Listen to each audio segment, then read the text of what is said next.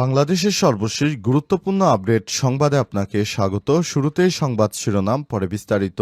প্রথমেই জানাবো, বাংলাদেশকে $1.063 বিলিয়ন দেবে জাপান। জাপানের প্রধানমন্ত্রীর সঙ্গে প্রধান উপদেষ্টার বৈঠক। জাপানের প্রধানমন্ত্রী শিগেরু ইশিবার সঙ্গে প্রধান উপদেষ্টা ড মোহাম্মদ ইউনূসের দ্বিপক্ষীয় বৈঠক অনুষ্ঠিত হয়েছে। আজ জাপানের প্রধানমন্ত্রীর কার্যালয়ে বৈঠকটি অনুষ্ঠিত হয়। বৈঠকে পারস্পরিক স্বার্থ সংশ্লিষ্ট বিষয় নিয়ে আলোচনার পাশাপাশি উন্মুক্ত ও শান্তিপূর্ণ ইন্দো প্যাসিফিকে বাংলাদেশের সমর্থন জানানো হয়। যৌথ সংবাদ বিবৃতিতে বলা হয়েছে, রোহিঙ্গাদের জন্য টেকসই নিরাপদ প্রত্যাশন একমাত্র সমাধান। এদিকে ভারতে 2 ট্রাক বিস্ফোরক লুটপাট, দেশ জুড়ে আতঙ্ক। ভারতের ওড়িশা রাজ্যে 2 ট্রাক বিস্ফোরক লুটপাট করেছে মাওবাদী বিদ্রোহীরা। এই ঘটনার পর দেশটিতে আতঙ্ক ছড়িয়ে পড়েছে। লুটের সঙ্গে জড়িতদের ধরতে চিরুনি অভিযান চালাচ্ছে দেশটির আইনশৃঙ্খলা রক্ষাকারী বাহিনী। পুরো দেশ জুড়ে এই বিস্ফোরক ছড়িয়ে পড়েছে। যে কোনো জায়গায় এটি বিস্ফোরিত হতে পারে, তাই পুরো ভারত জুড়ে আতঙ্ক বিরাজ করছে। জানাবো, ইরানের সঙ্গে মার্কিন সংলাপে বাধা দেওয়ার অপচেষ্টা করছে ইহুদিবাদী নেতানিয়াহু।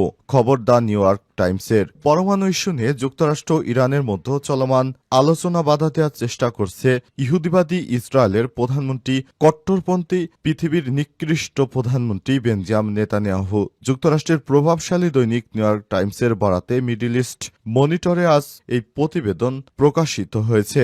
দখলদার ইসরায়েলের প্রধানমন্ত্রী, যিনি ইরানের উপর সরাসরি হামলা করার প্রস্তাব দিয়েছেন, তিনি ট্রাম্প প্রশাসনকে কোনোভাবেই সংলাপ চালিয়ে যেতে দিচ্ছেন না বলে বাধা দিচ্ছেন, এমনটাই জানিয়েছে ওই পত্রিকা। ইহুদিবাদীরা চায় না ইরান পারমাণবিক বোমার মালিক হোক। এরপর জানাবো, যুক্তরাষ্ট্রের যুদ্ধবিরতির প্রস্তাব গাজায় ধারাবাহিক হত্যাকাণ্ডের শামিল বলছে হামাস। যুক্তরাষ্ট্রের প্রেসিডেন্ট ডোনাল্ড ট্রাম্পের প্রশাসনের পক্ষ থেকে ইসরায়েলের সঙ্গে গাজায় শাসক গোষ্ঠী হামাসের একটি যুদ্ধবিরতির প্রস্তাব দেওয়া হয়েছে। হামাস জানিয়েছে, তারা প্রস্তাবটি এখনও পর্যালোচনায় রেখেছে, তবে বর্তমান রূপে এটি কার্যকর করা হয়েছে। এটি গাজায় হত্যাকাণ্ড ও দুর্ভিক্ষের ধারাবাহিকতায় বজায় রাখবে। এবারে জানাবো, ভারতীয় প্রক্সি বাহিনীর সঙ্গে বন্দুকযুদ্ধে নিহত 5 বলছেন পাকিস্তান সেনাবাহিনী। পাকিস্তানের বেলুচিস্তানে 2 অভিযানে ভারতের মদতপুষ্ট প্রক্সি বাহিনী ফিতনা আল হিন্দুস্তানের 5 সদস্য নিহত হয়েছে। এক বিবৃতিতে পাকিস্তান সেনাবাহিনীর গণমাধ্যম শাখা আইএসপিআর এমনটি জানিয়েছে।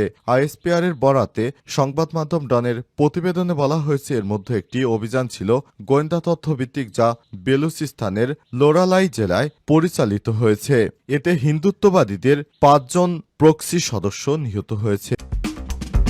ইরানের সঙ্গে মার্কিন সংলাপে বাধা দেওয়ার অপচেষ্টা নেতানিয়াহুর। New York Times. পরমাণু ইস্যু নিয়ে যুক্তরাষ্ট্র ও ইরানের মধ্যে চলমান আলোচনা বাধা দেওয়ার অপচেষ্টা করছে ইসরায়েলের প্রধানমন্ত্রী বেঞ্জামিন নেতানিয়াহু। যুক্তরাষ্ট্রের প্রভাবশালী দৈনিক নিউ ইয়র্ক টাইমসের বরাতে মিডল ইস্ট মনিটর আজ প্রকাশিত এক প্রতিবেদনে এমন অভিযোগ তোলা হয়েছে, তবে তেল আবিব এই অভিযোগ অস্বীকার করেছে। প্রতিবেদনে বলা হয়েছে, তেহরানে পারমাণবিক কর্মসূচি সীমিত করতে কূটনৈতিক সমাধানকে সন্দেহের চোখে দেখছে বেঞ্জামিন নেতানিয়াহু। সেই সঙ্গে সামরিক হামলা অব্যাহত রাখার পক্ষে অনড় অবস্থানে তিনি। তার এই অপচেষ্টা মার্কিন প্রেসিডেন্ট ট্রাম্পের আলোচনা চেষ্টাকে ব্যাহত করতে পারে। নেতানিয়াহু দপ্তর এক সংক্ষিপ্ত বিবৃতিতে নিউ ইয়র্ক টাইমসের এই প্রতিবেদনের প্রতিবাদ জানিয়ে একে ভুয়া সংবাদ বলে অভিহিত করেছে। প্রতিবেদনে নাম প্রকাশ না করার সত্ত্বে কিছু কর্মকর্তার বরাত দিয়ে বলা হয়েছে, ট্রাম্প প্রশাসন যখন ইরানের সঙ্গে পারমাণবিক চুক্তি করার চেষ্টা চালিয়ে যাচ্ছে, তখন নেতানিয়াহু ইরানের প্রধান পারমাণবিক সমৃদ্ধকরণ কেন্দ্রে হামলা চালানোর হুমকি দিচ্ছে। প্রতিবেদনে আরও বলা হয়েছে, ইরানকে পারমাণবিক অস্ত্র তৈরি থেকে বিরত রাখার সেরা উপায় কি হবে তা নিয়ে মতবিরোধের কারণে প্রেসিডেন্ট ট্রাম্প ও নেতানিয়াহুর মধ্যে অন্তত একবার ফোনে উত্তেজনাপূর্ণ কথাবার্তা হয়েছে।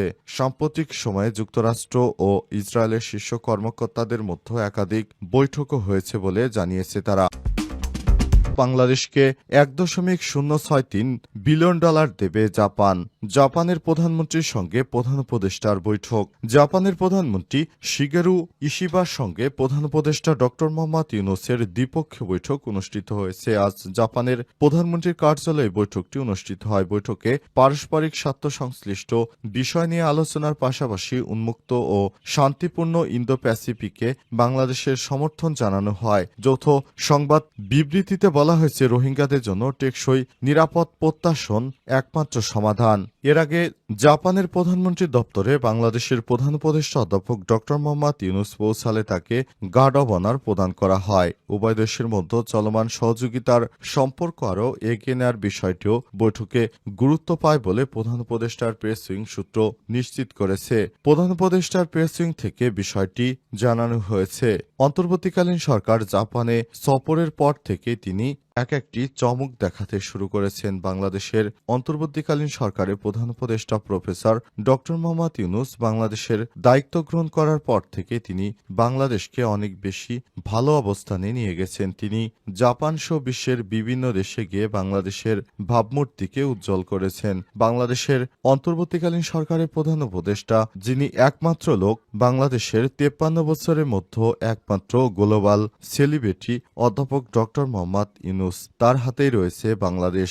বাংলাদেশের নিরাপত্তা নিয়ে কোনো বৈশ্বিক শক্তির কাছে বর্তমান কোনো নিরাপত্তার হুমকি নেই। তবে শুধুমাত্র ভারতের কুচক্রী মহল বাংলাদেশের নিরাপত্তার উপর ব্যাপকভাবে তারা প্রভাব বিস্তার করতে চায়। এ কারণে বাংলাদেশকে সতর্ক থাকতে হবে এবং বাংলাদেশের উচিত আরও আত্মরক্ষামূলক সরঞ্জাম ক্রয় করা এবং বাংলাদেশকে আরও ভালো পজিশনে নিয়ে যাওয়া।